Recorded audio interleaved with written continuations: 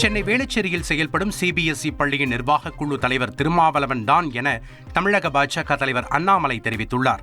அரசு பள்ளியில் ஏழை எளிய மாணவர்களுக்கு மும்மொழிகள் வேண்டாம் என்று கூறுபவர்கள் அனைவருமே மும்மொழிகள் பயிற்றுவிக்கும் தனியார் பள்ளிகளுடன் ஏதோ ஒரு வகையில் தொடர்பில் இருப்பது ஏன் என்றும் வினவியுள்ளார். இரட்டை வேடம் போடுபவர்கள் வரிசையில் திருமாவளவன் இருக்க மாட்டார் என்று நினைத்திருந்தேன், ஏமாற்றம்தான் மிஞ்சுகிறது என்றும் அண்ணாமலை குறிப்பிட்டுள்ளார்.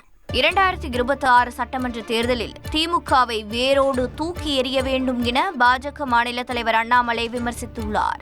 கரூரில் நடைபெற்ற கட்சி பொதுக்கூட்டத்தில் பேசிய அவர், கெட் அவுட் மோடி என பேசிய துணை முதல்வர் உதயநிதி ஸ்டாலின் குறித்து ஒருமையில் கடுமையாக சாடினார். தொடர்ந்து பேசிய அண்ணாமலை, 2026 தமிழகத்தில் தேசிய ஜனநாயக கூட்டணி ஆட்சி அமைந்தால் மகளிருக்கு 2500 ரூபாயை தாண்டி உதவித்தொகை தரப்படும் என தெரிவித்தார்.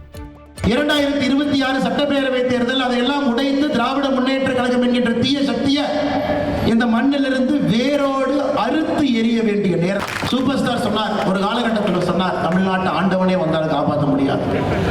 இன்னைக்கு உண்மையாலும் தமிழகத்தில் திராவிட முன்னேற்ற கழகம் 2026 ஆட்சிக்கு வந்தாங்கன்னா பஞ்சம் பிழைப்பதற்காக எல்லாம் தமிழ்நாட்டை விட்டு வேற இடத்துக்கு போயிட வேண்டியதான். தாய்மார்களுடைய உழைப்பிற்கு பாரதிய ஜனதா கட்சி 2026 தேசிய ஜனநாயக கூட்டணியில நீங்கள் ஆட்சியிலே அமர வைக்கும் பொழுது 2500 தாண்டி பாரதிய ஜனதா கட்சி இருக்கும். நான் சொல்றீங்க, இந்த பெரியார் சொல்றார், மோடி கேரண்டி, மோடி அவர்கள் சொன்னால் செய்வோம். செய்திகளை உடனுக்குடன் தெரிந்து கொள்ள உடனே சப்ஸ்கிரைப் பண்ணுங்க.